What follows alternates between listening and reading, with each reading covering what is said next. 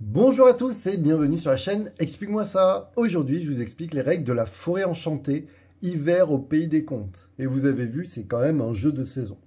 Alors, c'est un jeu de Alex Randolph et de Michel Nachos. Vous allez pouvoir y jouer avec les enfants à partir de 5 ans. Des parties d'environ 30 minutes et c'est de 2 à 6 joueurs. C'est un jeu édité chez Ravensburger. La forêt enchantée, ça va être un jeu où on va mélanger la course, la mémoire, et vous allez voir que dans le livret, il y a même des histoires. Alors le principe, ça va être quoi? Le principe, c'est qu'on aura tous une mission. Là, en l'occurrence, la mission, ça va être de retrouver le bonhomme de neige. Les bonhommes de neige, enfin le bonhomme de neige, se cache sous un des arbres. Comment on va faire pour voir ce qui se passe sous les arbres? On va avoir des personnages, on va se déplacer en lançant les dés, et quand on arrive à pile poil sur la case d'un arbre, on va pouvoir regarder secrètement ce qu'il y a dessous. Ah, j'ai vraiment beaucoup de chance, j'ai retrouvé le bonhomme de neige. Une fois que j'ai retrouvé mon bonhomme de neige, bien sûr, je ne le crie pas sur tous les toits, je vais me dépêcher à suivre les sentiers pour arriver pile poil ici, sur cette case-là où il y a la couronne, et dire, c'est bon, je sais où est le bonhomme de neige, il est sous cet arbre. Et vous l'aurez compris, il faudra de la mémoire parce qu'il y a beaucoup d'arbres et vous allez au fur et à mesure chercher et regarder ce qu'il y a sous les arbres. Alors attention, c'est pas si simple que ça. En effet, dans ce jeu, quand vous allez courir par exemple en sachant où est le bonhomme de neige, si quelqu'un venait à vous écraser, c'est-à-dire pas sauter par-dessus vous, mais vraiment tomber pile poil sur vous avec un dé, l'autre ou avec les deux, d'accord? Dans ce cas-là, vous allez revenir au village et vous allez donc perdre beaucoup de temps. Allez, on est parti, je commence. Alors pour commencer, c'est très simple, on choisit un premier joueur et ce premier joueur lance les dés. Quand on va lancer les dés, on va pouvoir utiliser les 2 dés, mais on pourra choisir lequel on joue en premier. À quoi ça sert? En fait, ça va être pour des déplacements. Quand on va choisir un dé, par exemple, si je décide de prendre le 3, je suis obligé d'avancer de 3 cases dans le même sens. Là, en l'occurrence, je pars du village, je vais faire 1, 2, 3. J'arrive ici. D'accord? Je ne peux pas faire 1, 2 et revenir en arrière avec le même dé. Par contre, avec mon 2, je pourrais tout à fait dire, je décide de revenir en arrière. Pourquoi? Par exemple, pour regarder sous un arbre, parce qu'il va falloir tomber pile poil sur l'arbre, ou alors pour écraser quelqu'un. Là, en l'occurrence, aucun intérêt, il faut que je me dépêche à aller sous les arbres, regarder ce qu'il y a dessous, donc je vais avancer. Et là, j'ai fini mon tour, on passe au joueur suivant. Le joueur suivant va avancer ses dés, là en l'occurrence, lui c'est pareil, il n'y a aucun intérêt de commencer par le 1 ou le 3, et de toute manière, il va avancer de 4 cases. 1, 2, 3, 4. Et on passe au joueur suivant, toujours dans le sens des aiguilles d'une montre. Là, il va falloir commencer à réfléchir. J'ai fait 6 et 3. 1, 2, 3, 4, 5. Il me faudrait 5, dommage. 1, 2, 3, 4, 5, 6. Avec un 6, je peux regarder ce qu'il y a là-dessous. Je vous rappelle que je ne suis pas censé savoir que le bonhomme de neige est là. Et bien du coup, je vais faire ça. 1, 2, 3, 4, 5, 6. Donc j'avance avec mon 6. Je regarde, secrètement ce qu'il y a dessous. Je ne le montre pas aux autres joueurs. Il faudra que je le retienne. Et j'ai 3 à faire, je vais par exemple décider de faire 1, 2, 3. On passe au joueur suivant. Le joueur suivant va faire 1, 2, 3, 4, 5, ça tombe bien. Il va utiliser le 5 pour regarder ce qu'il y a là-dessous. Ah ah! Il y a le fameux bonhomme de neige.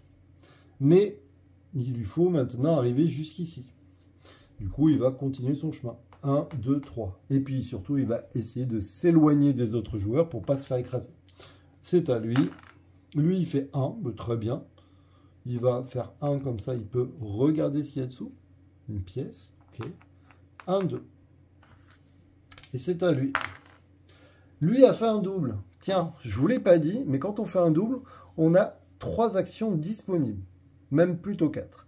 La première action, ça pourrait être, j'avance de 3, puis de 3. D'accord, je joue les dés, mais je n'utilise pas la magie. L'autre possibilité, c'est utiliser la magie. Et pour la magie, on a 3 possibilités.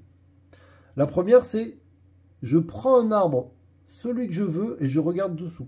Par exemple, je suis ici, j'aimerais bien regarder ce qu'il y a là-dessous, mais vous voyez, il faut faire un long trajet. Je pourrais dire, avec la magie, je regarde ce qu'il y a là-dessous. Bien sûr, je ne le montre pas aux autres. Deuxième possibilité, c'est je prends mon personnage et je vais directement ici au niveau du patin à glace. Ça peut être quand même vachement cool. Je vous rappelle que je sais que c'est ici et qu'il faut que j'avance très vite. Donc ça peut être vraiment intéressant. Dernière possibilité, j'arrive pas à trouver ce bonhomme de neige. Je vais donc décider, on va pas le faire, mais je vais donc sinon décider de le mettre dans la pile. Et je vais remélanger les cartes, d'accord? Et si venez à retomber dessus, tant pis pour moi. Là, en l'occurrence, je ne fais pas ça, vous l'aurez compris. J'ai décidé donc d'aller ici au niveau du patin à glace. Là, bien sûr, comme j'ai utilisé la magie, je n'avance pas, vous l'aurez compris. On passe au joueur suivant. Le joueur suivant se dit quand même que c'est un peu bizarre que je me dépêche à aller au patin à glace alors que j'ai vu un arbre. Lui, il va dire, je fais 4, 1, 2, 3, 4. Il peut regarder ce qu'il y a. Vous avez vu quand même, il est plutôt pas mal. Puis 2, 1, 2. On continue au joueur rose. Le joueur rose va avancer 2, 3 cases. Je vais avancer, vous l'aurez compris, plus vite. Pourquoi? Parce que l'intérêt, c'est de voir comment ça se passe quand on arrive au niveau de la carte. Allez, c'est parti, j'avance un tout petit peu et je triche doucement. Imaginons que je sois ici et que j'ai lancé et que je sois tombé sur 5 et 3. Pour arriver au niveau de la couronne, je vous l'ai dit, c'est comme pour les arbres, il faut tomber exactement dessus. Là, en l'occurrence, il me faudrait 1, 2, 3, 4. Mais je vous rappelle que je peux choisir l'ordre des dés.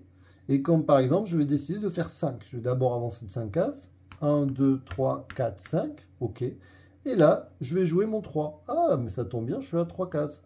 1, 2, 3. Ça, c'est possible. J'arrive ici. Je vais dire, je sais où est le bonhomme de neige.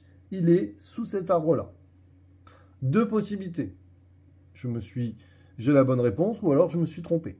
Comment ça va se passer? Quand je vais annoncer où est le bonhomme de neige, je vais regarder secrètement si je ne me suis pas trompé.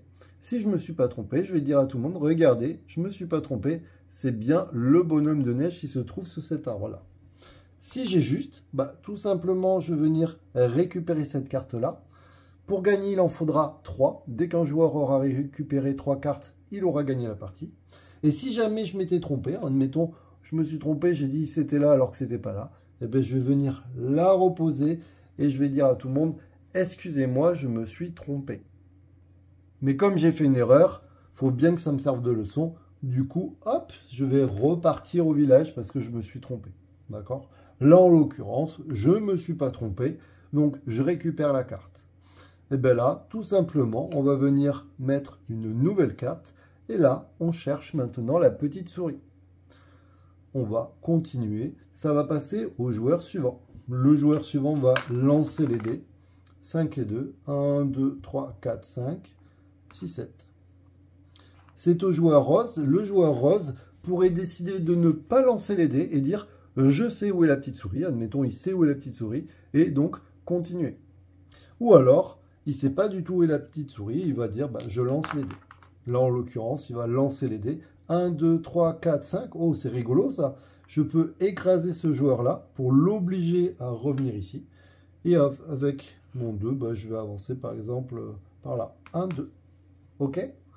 Vous avez vu, c'est pas si compliqué que ça. Dernière petite info. Vous pouvez tout à fait passer par-dessus un personnage. Imaginons, je fais 5, mais je ferai 1, 2, 3, 4, 5. Bien sûr, là où est notre adversaire, cette case compte exactement pareil qu'une autre case. On peut bien sûr passer dessus. Vous avez vu, donc c'est pas si compliqué que ça. Ça va être assez stratégique parce qu'il va falloir quand même se rappeler de ce qu'il y a sous les arbres. Quand vous créez le jeu, il va falloir positionner les petits jetons et attention, vous ne pouvez pas les enlever. Donc mettez-les bien du bon côté, hein. Surtout c'est important. Alors, maintenant que je vous ai montré le jeu, vous allez voir qu'en plus, vous allez pouvoir faire plaisir à vos enfants. Parce que dans le livret de règles, vous allez voir, il y a derrière cette page plein de contes pour enfants. Vous allez avoir Casse-Noisette et le roi des souris, la moufle, Yuki-Onna, le bonhomme de neige, Noël dans le cellier, les ducats tombés du ciel, Blanche-Neige et Rose-Rouge, la Reine des Neiges, la petite fille aux allumettes, le sapin, les 12 mois, la clé d'or Dame Hiver. Vous avez vu, vous avez plein de comptes à l'intérieur. D'ailleurs, je vais en profiter parce que je m'aperçois que je ne les connais pas tous. Allez, maintenant, je pense que on a fait bien le tour du jeu. J'espère que ça vous a plu. N'hésitez pas à l'essayer et puis surtout, n'hésitez pas à vous abonner, à liker, à partager. Comme d'habitude, ça me fait plaisir et puis surtout, ça me permet de vous présenter de nouveaux jeux. Allez, ciao les amis!